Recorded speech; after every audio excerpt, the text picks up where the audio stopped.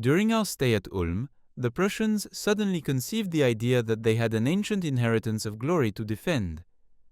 They were roused, and they took up arms. Haugwitz came to inform us of this sudden reminiscence. But the Battle of Austerlitz had taken place in the interim. When the minister arrived, nothing was thought of but alliance and devotion. Napoleon was not the dupe of these diplomatic protestations. He was aware of the intrigues and the chivalric scenes that had been resorted to for the purpose of exciting the multitude. Prior to the action, he had said, "If I am beaten, they will march upon my rear. If I am victorious, they will say that they wish to have taken part with me."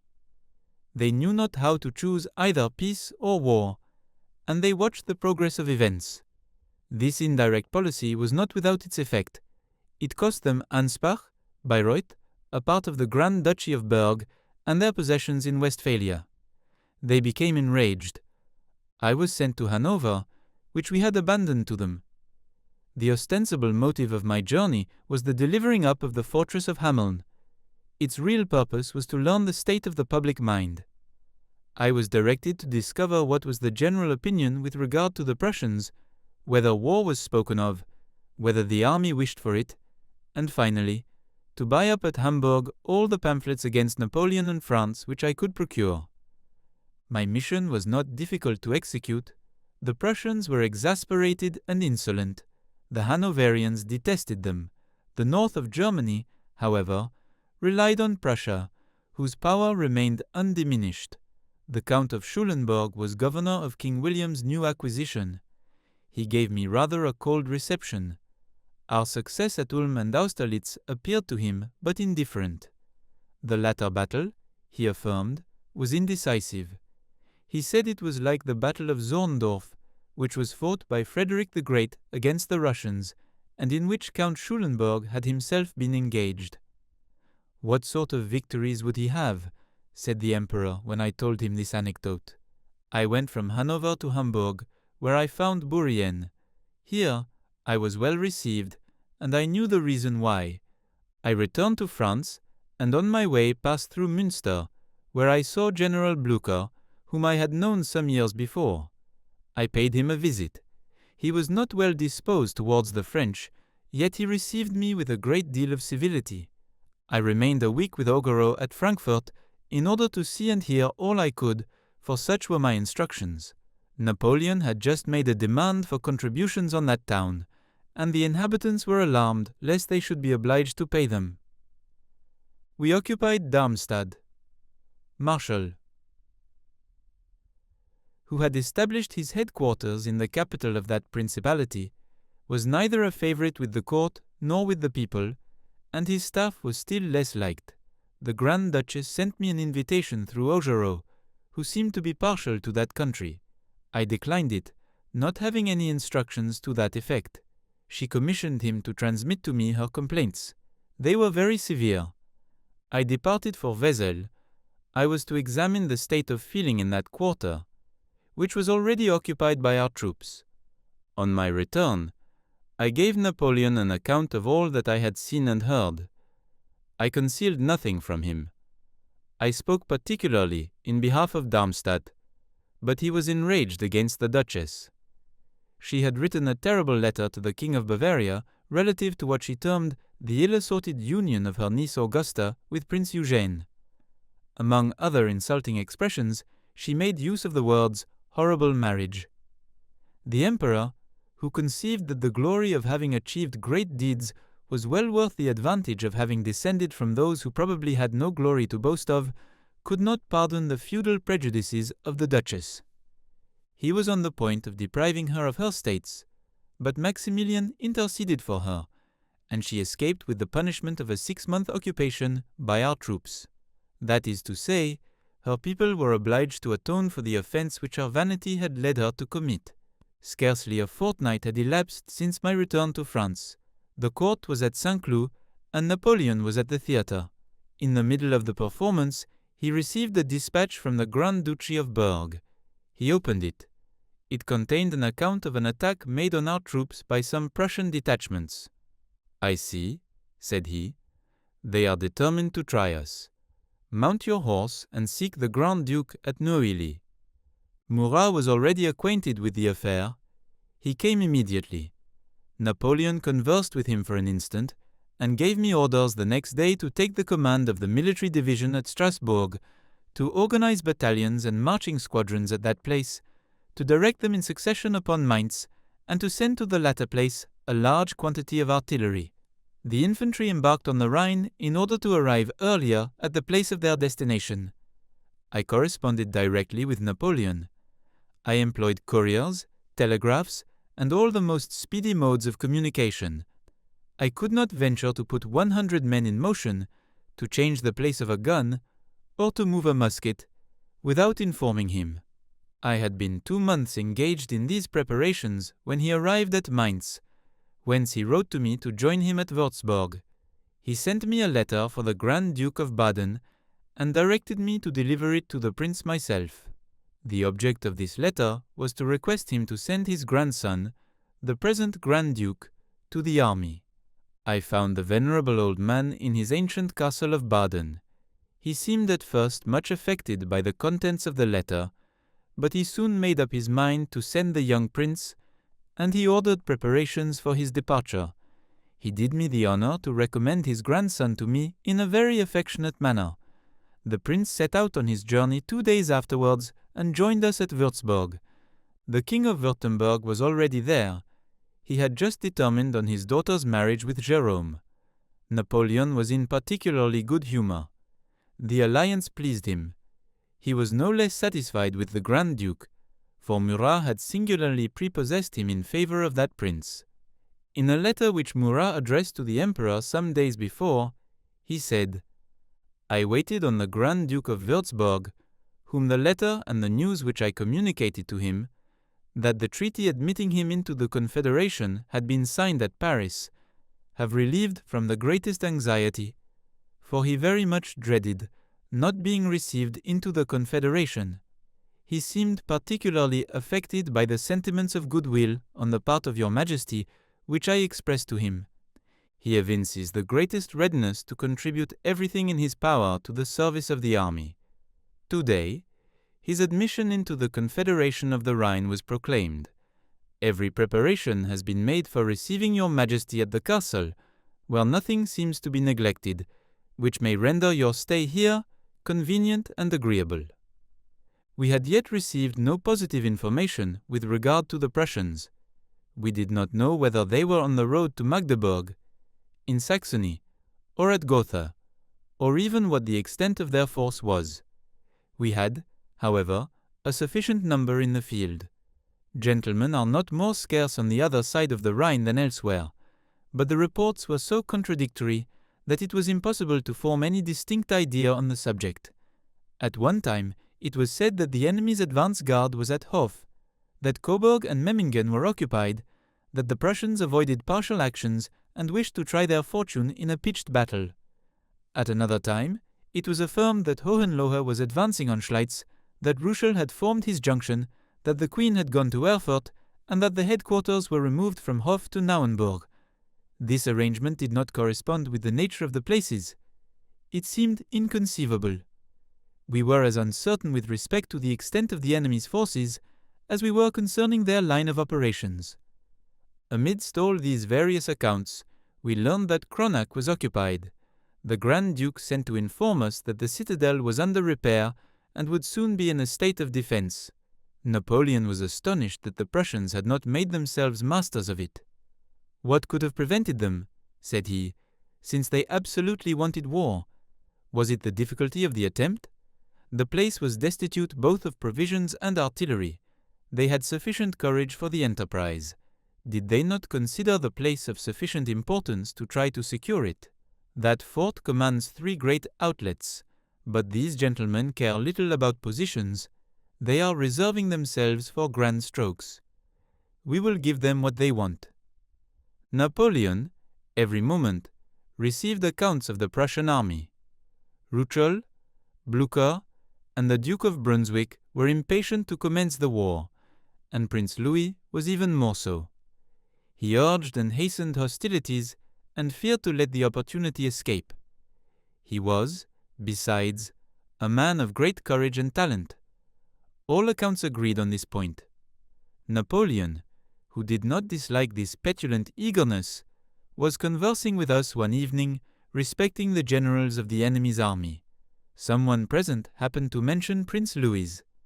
"As for him," said he, "I foretell that he will be killed this campaign." Who could have thought that the prediction would so soon be fulfilled? Prussia at length explained herself. She required us to abandon our conquests and threatened us with her displeasure if we refused to evacuate Germany and recross the Rhine. The demand was modest and worthy of those who urged it. Napoleon could not finish reading the document. He threw it away contemptuously. "Does he think himself in Champagne?" said he. "Does he want to give us a new edition of his manifesto? What? Does he pretend to mark out a route for our march back? Really, I pity Prussia. I feel for William. He is not aware what rhapsodies he is made to write. This is too ridiculous. Berthier, they wish to give us a rendezvous of honor for the 8th. A beauteous queen will be a witness to the combat. Come, let us march on and show our courtesy. We will not halt till we enter Saxony." Then, turning immediately to his secretary, he hastily dictated the following proclamation: "Soldiers, the order for your return to France was issued. You were already within a few days' march of your homes. Triumphal fates awaited you, and the preparations for your reception had commenced in the capital. But while we thus too confidently resigned ourselves to security, new plots were hatching under the mask of friendship and alliance. Cries of war have been raised at Berlin, and for 2 months we have been provoked with a degree of audacity which calls for vengeance. The same faction, the same headlong spirit, which, under favor of our internal dissensions, led the Prussians 14 years ago to the plains of Champagne, still prevail in their councils. If they no longer wish to burn and destroy Paris, they now boast their intention to plant their colors in the capital of our allies. They would oblige Saxony, by a disgraceful transaction, to renounce her independence by ranking her in the list of their provinces. They seek, in fine, to tear your laurels from your brows. They expect us to evacuate Germany at the sight of their army. What madness! Let them learn that it would be 1,000 times easier to destroy the great capital than to sully the honor of the children of the great people and their allies. In their former attempt, the plans of our enemies were frustrated. They found in the plains of Champagne only shame, defeat, and death. But the lessons of experience are forgotten, and there are men in whom the feelings of hatred and jealousy never become extinct. Soldiers, there is not one of you who would wish to return to France by any other path than that of honor. We ought not to return except by passing beneath triumphal arches. What? Have we braved the inclemency of the seasons, the ocean, and the desert? Have we subdued Europe, often united against us? Have we extended our glory from east to west, only to return now like deserters, after having abandoned our allies, and to be told that the French eagle has fled in dismay before the Prussians? But they have already arrived at our advance posts. Let us, then, march upon them, since forbearance will not check their infatuation. Let the Prussian army experience the fate which it shared 14 years ago. Let us teach them that if it is easy to obtain an increase of territory and power with the friendship of the great people, their enmity, which can only be provoked by the neglect of prudence and reason, is more terrible than the storms of the ocean. Our soldiers only wish to fight. The Prussians occupied Saalfeld and Schleiz. We charged them, routed them, and made 1,000 prisoners. These were the first 2 engagements we had with them. I left Murat, whom I had been ordered to follow, and went to render an account of the affair of Schleiz to Napoleon, who had established his headquarters some leagues in the rear, at the residence of a princess of Reuss-Lobenstein. On my arrival, I found Napoleon engaged with Berthier. I informed him of the success of the Grand Duke and of the defeat of Tauentzien. "Tauentzien!" exclaimed Napoleon.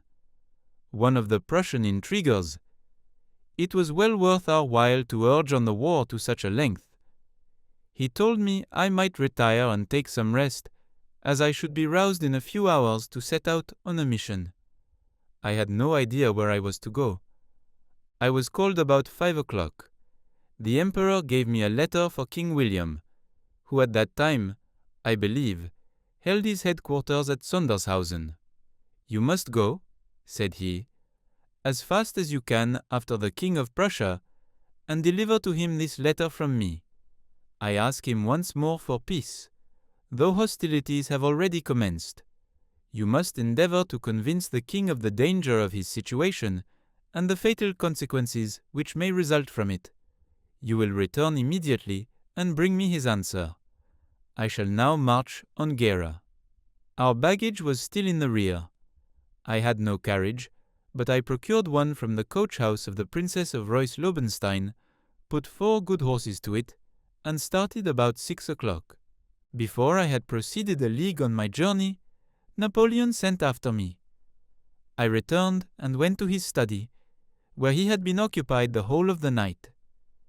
He desired me to deliver the letter to Berthier. "Upon reflection," said he, "I will not have one of my aides-de-camp charged with such a message. You are persons of too great importance to be exposed to the chance of meeting with a bad reception." The letter was sent 2 days after by Monsieur de Montesquieu. He started, I believe, from Jena. The treatment he experienced is well known. He was stopped by Prince de Hohenlohe, at that time General-in-Chief of the Prussian army, who obliged him to be present at the Battle of Jena, and did not send the letter, as it is affirmed, until after the action. Several persons in Napoleon's suite were of the opinion that if I had executed the commission with which I was at first charged, I should have come up with the King of Prussia, and the war perhaps would not have taken place. I do not think so. The gauntlet was thrown. There was no alternative but to take it up. I do not even think that Napoleon was more inclined for peace than King William. We were now in possession of the whole course of the Saale, and in a fair way to turn the enemy's army. The calculations of the Duke of Brunswick were completely frustrated. He had formed the idea of coming up with us on the main, of occupying our wings by detached corps, and penetrating our center before we could concentrate our forces. He still possessed all the threads of that vast spy system which had harassed France since the emigrations. He knew the force and the route marked out for several corps which were marching from Moudon, and he did not doubt that he would anticipate us. Napoleon took pleasure in cherishing this illusion. He made preparations and ordered reconnaissances along the entire line. The Duke had no doubt he had penetrated our intentions. We were to debouch by Königshofen. He was certain of it, perfectly convinced. Our movements on his center were only a snare, a ruse de guerre. We wished to deceive him in order to prevent him from debouching by the forests of Thuringia, while we proceeded towards Coburg and Memmingen, in woody and mountainous regions, where his cavalry would have no opportunity to act, or at least be deprived of its advantage. It was of the utmost importance to anticipate us, and so he hurried to Königshofen. The enemy were engaged in the woods. Napoleon marched on Schleiz, 60 leagues from the presumed point of attack. The Third Corps quietly reposed on the 10th at Naumburg, in the rear of the Duke of Brunswick. Hostilities were only 2 days old, and that prince, who was already uncovered on his left, was on the verge of being entirely cut to pieces. His communications with the Elbe were in danger, and he was nearly reduced to the same extremities as Mack, whom he had so violently censured. His advance guard, on arriving on the Main, found the field unoccupied. This seemed incomprehensible, but still it never led him to suspect the danger to which he was exposed. The rout of Saalfeld alone shook his confidence. He hastily retraced his course. Weimar and Hohenlohe were ordered to come up quickly, and the army of reserve was told to make a forced march, but some parties mistook their route, and others did not use sufficient speed, so that a portion of the troops were not engaged in the battle. The Duke, disconcerted by a system of movements so novel to him, knew not what decision to make. All these rapid marches and arrangements formed a mass of confusion in which he could discern neither plan nor purpose. The occupation of Naumburg relieved him from this perplexity. He saw his left wing about to be turned, or at least exposed. He would wait no longer. He hastily rallied his army of reserve, which was advancing upon Halle, and left Hohenlohe at the camp of Kapellendorf to mask the retrograde movement. His troops, who had not shared in the disasters of Saalfeld and Schleiz, ridiculed the beaten corps. They shouted, "The king forever, the queen forever." They resolved to avenge the affront offered to the Prussian arms. There were not enough Frenchmen for them. The Duke himself had resumed his confidence. On the Auerstädt road, he found not more than 30 chasseurs. His communications were free. It was impossible for them to be intercepted.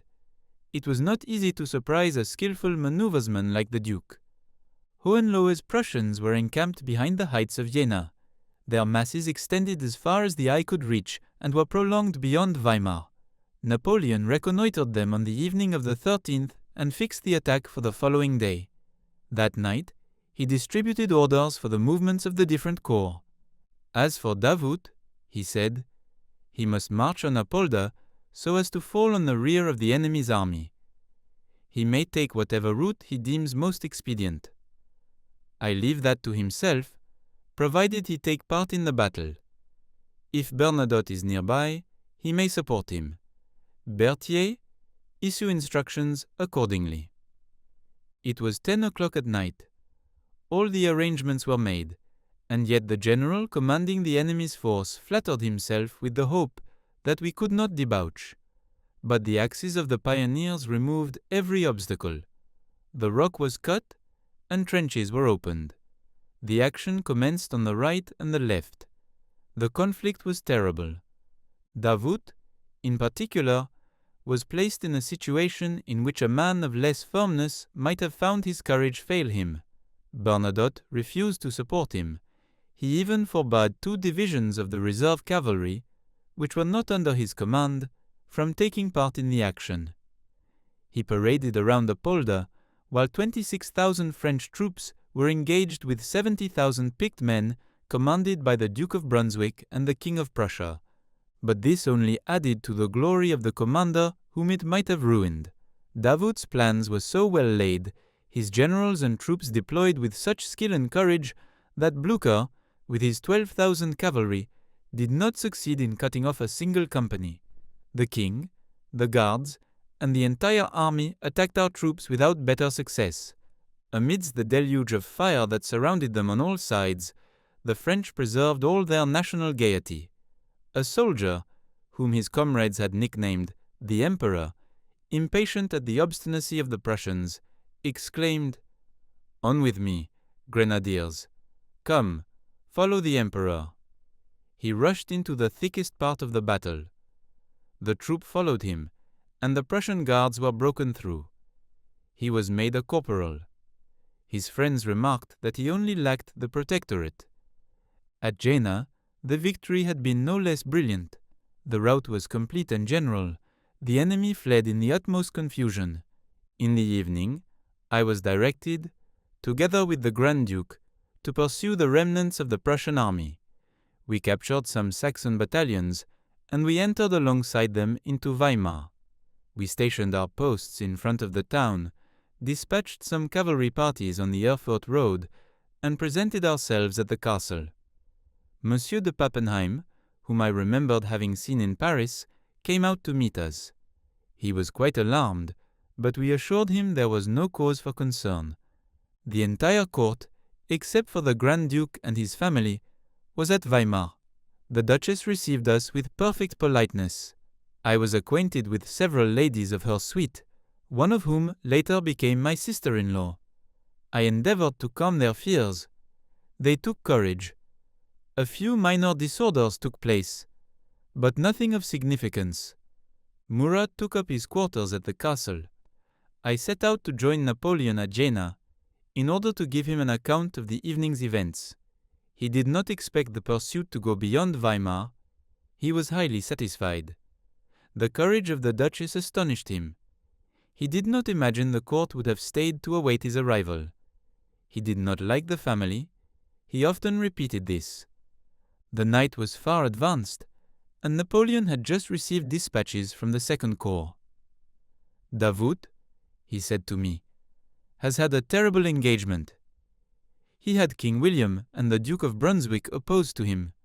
The Prussians fought desperately. They suffered dreadful slaughter. The Duke has been dangerously wounded, and the whole army seems to be in terrible disorder. Bernadotte did not behave well. He would have been pleased had Davout been defeated. But the affair reflects the highest honor on the conqueror, all the more so as Bernadotte made his situation even more difficult. That Gascon will never do better. The battle was lost. The Russians were no longer eager to continue the war. They wished for and invoked peace. They were anxious to end a conflict in which they had experienced such poor success. By constantly hoping for an armistice, they at last persuaded themselves that one had been granted. Kalkreuth announced it. Blücher swore it had been concluded. How could it be disbelieved? Soult, however, was not caught in the snare. The misguided generosity shown at Austerlitz had made him cautious. He refused to allow a passage to the troops he had cut off. "The convention you speak of is impossible," he said to the field marshal. "Lay down your arms. I must receive the emperor's orders. You may retire if he permits it." Kalkreuth was unwilling to resort to such an expedient. It always bears the appearance of a defeat, and he would rather have suffered one in good earnest. Some other columns were more fortunate, but it was only postponing the inevitable. They were obliged to surrender a few leagues farther on. The deception was not worth the trouble. The king himself was disheartened by his misfortunes. Our hussars gave him neither rest nor respite. He remembered all Napoleon had done to avoid hostilities, and he addressed a letter to him. It was rather late to respond to overtures that had been so poorly received. It would have been better, said Napoleon, had he explained himself 2 days earlier. But no matter. I am willing to accept anything that is compatible with the dignity and interests of France. I will send Duroc to the King of Prussia, but there is something even more urgent. Duroc, set out immediately. Proceed to Naumburg, to Dessau, wherever we have wounded troops. Make sure they lack nothing. Visit them on my behalf, each man individually. Give them all the comfort their condition requires. Tell the Marshal, that he, his generals, and his troops have earned everlasting claims on my gratitude." He was not satisfied with only this message. He wrote a letter himself to express how pleased he was with their conduct. His letter was published in the order of the day. The troops were overwhelmed with joy. Even the wounded could not refrain from expressing their delight. The emperor established his headquarters at Weimar. He showed every possible mark of respect to the Duchess, whom he found to be an amiable and sensible woman with very dignified manners. Meanwhile, the enemy was regrouping at Magdeburg. The remnants of the army engaged at Jena, the army of reserve, and the troops of Old and New Prussia hurried to that place. The Duke of Württemberg had already taken a position at Halle, and Bernadotte proceeded there. His corps had not been engaged at Auerstädt, and he was eager to regain the portion of glory he had missed. He attacked the Prussians with the bayonet, killing and routing all who opposed him. The carnage was dreadful. On the following day, Napoleon visited the field of battle. He was struck by the sight of the heaps of dead surrounding the bodies of some of our soldiers. He approached and, noticing the uniform numbers of the 32nd Regiment, said, "So many of that regiment have been killed in Italy, in Egypt, and elsewhere, that I would think none could now remain." He then proceeded to Dessau and showed every consideration to the old Duke, who was there with his son. Some months earlier, a Monsieur de Gousseau, who was attached to the court of Baden, had said to me in Paris, "You will probably go to war with the Prussians. Should that be the case, and should you advance in this campaign as far as Dessau, I charge you to respect its venerable sovereign, who is the father of his people." Monsieur de Gousseau must have been very much astonished to find that the French, instead of only reaching Dessau, advanced as far as the Niemen River and eventually to 20 leagues beyond Moscow. That concludes the fourth part of the story. Thank you very much for listening. Please subscribe for more episodes and leave a comment.